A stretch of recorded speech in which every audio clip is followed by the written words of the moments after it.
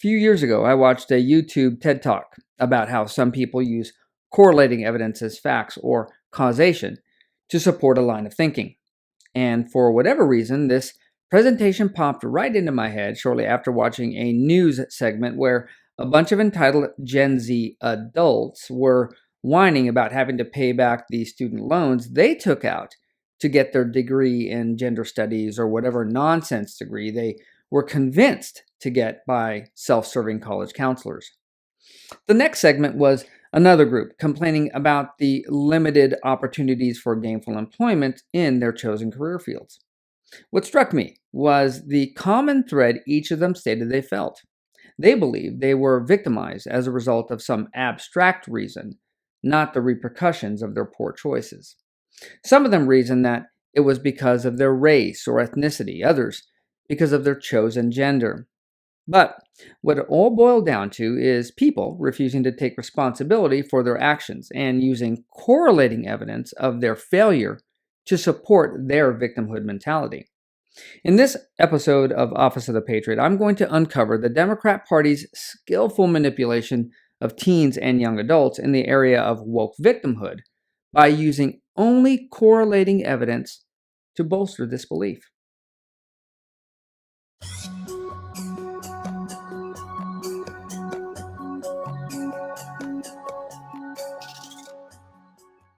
Hello, and welcome to the Office of the Patriot. In this office, I try to make sense out of the nonsense of the progressive left and rhino right. If you are a subscriber, thank you for your continued viewership. It is appreciated. If you are a returning viewer, please take a moment to hit the subscribe button so you don't miss any future presentations. And if you were a first-time visitor to my channel, well, congratulations on finding it. It's usually hidden very well by the YouTube algorithm. However, I do hope you find the content worth coming back for. My name is Myron Ybarra, and I'm your host. Victimhood, the blue pill opiate of the ego, and Democrat lemmings are all too happy to get their daily dose via our leftist government, social and legacy media, and the education system. After this, there is no turning back. You take the blue pill, the story ends. You wake up in your bed and believe whatever you want to believe. Victimhood allows a person to believe that at all times they are the ones that are correct and everyone else who disagrees with them is not only wrong, but out to keep them down. If you distill this belief down to its raw components, victimhood is like egomania coupled with paranoia. Before I get any deeper into this episode, I thought I'd show a segment of the TED Talk presentation I referred to at the beginning so you can have an understanding of why the idea of correlation versus causation is significant to how and why victim mentality works on the masses. The link to the full video, as well as the sources I used for this presentation, are available in the description box below. Welcome. I came here today to warn you about the dangers of ice cream. You may not be aware of this, but these innocent-looking cones full of sweetness are one of the major causes of drownings. And I've got the numbers to prove it. So if you plot a graph of the number of ice creams that are sold, and you compare it with the number of drownings, you can see there is clearly an upward trend. And I think it's very safe to conclude from this that we should ban ice cream because it's very dangerous. Since you are all smart people, you've probably figured out there's something wrong with my example. What's really happening here is, of course, that there is an underlying factor, which is nice weather, you might have guessed it.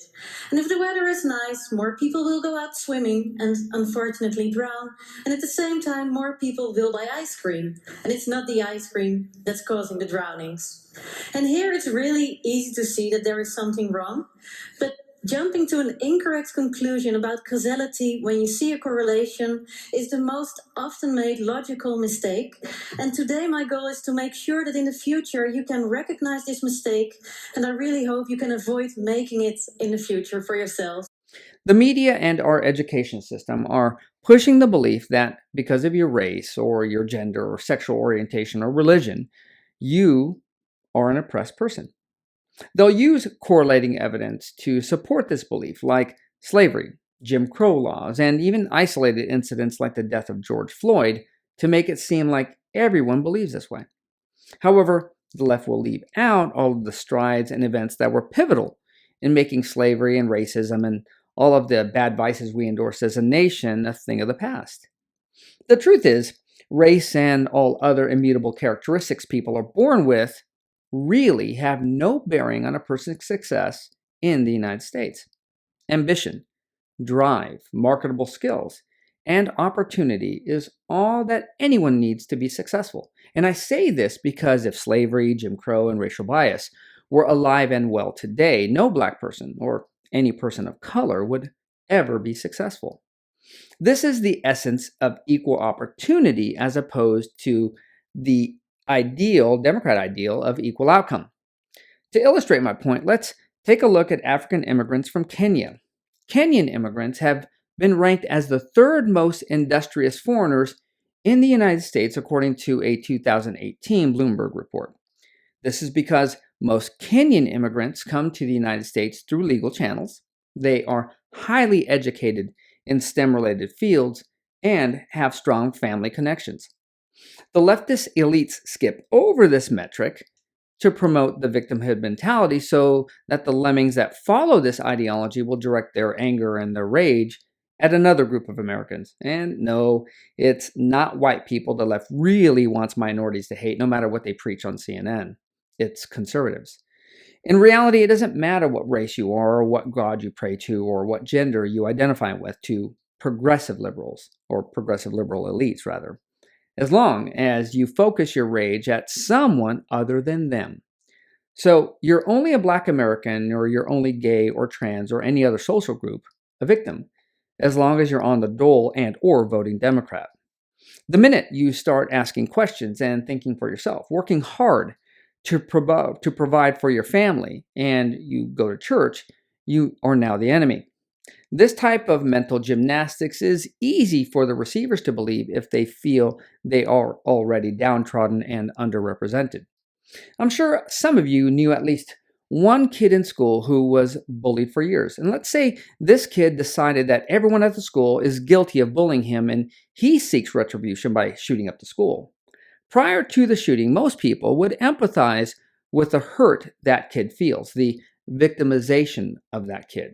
However, I'm also sure that these people would also, or rather wouldn't condone the kid victimizing others because of what happened to him, especially those who had no part in his victimization. This is one of the many failings of the victimization ideology, the assumption that everyone who is not like them is anti-them, and thus the enemy. And what do people do to enemies? They destroy them. But why do people leap at the idea of victimhood? What's the enticement to be a victim? Well, there's actually quite a few reasons, but in large scale, the primary one is group acceptance. No one likes to be alone or to think of themselves as selfish or racist or homophobic or any other derogatory adjective that's being slung around these days. Being a victim is safe. It allows the wearer of that badge to gain pity and at the same time be empowered, because the perception of being a victim allows them to lash out with righteous indignation, at least in their own mind anyway. I found it interesting that so many people took up this victimhood mentality, but I believe it's a type of dreamers versus doers profile that closely resembles a basic economic triangle. I see it this way. There are three types of people. You have the people who look up at the sky, the people who look down at their feet, and the people who look out at the horizon. The people who look up at the sky comprise about 10% of the population. These are the individuals that have big dreams but do not understand the effort required to get them, or if they do understand the effort, they're not willing to commit to it. They are the dreamers. These are the easiest people to convince that they are victims because the likelihood of them ever becoming successful is minimal at best. Also, many of them take up a life of crime. The next group of people are the ones who look down at their feet. These people are grounded and are the workers of a society. They comprise about 80% of the population. These people also have dreams, but they are focused on the here and now. They are the bird in the hand type that takes very little risk when in search of reward. They are a little bit more difficult to convince that they are victims, but depending on their skill set, their situation, and their drive, they too are susceptible. The last group, the people who look out at the horizon, comprise the last 10%. These people can see part of what the people who are looking up at the sky can see, and part of what the people who are looking at their feet can see. But they also see everything in between and everything coming at them. These are the independent thinkers, the entrepreneurs of a society that guide which way that society will move. These are the people that take information and use that information to work for a better tomorrow, the risk takers. This last 10% is almost impossible to convince that they are victims, and in fact, about half of them are convincing the other 90% that they are victims, because not every horizon watcher is a good person. So the problem here is human nature. There really isn't any way to make a change in human nature unless each individual does that of their own volition. All anyone can do is to try to lead them to part of the truth, and hopefully they will find the rest on their own. And when it starts with not listening to what politicians, the media, and Hollywood are saying, but what they're doing. Then using that information to understand the real causation of victimhood and how to shed it. This concludes today's presentation of Office of the Patriot. If you enjoyed the content, please take the time to like, subscribe, and share my channel on your social media. It is appreciated. Also, please take the time to comment. Engagement is one of the major metrics YouTube employs for their search algorithms. The more people that like and comment, the more my channel comes up with content when content like mine is searched for. And as always, have a blessed day and stay safe out there.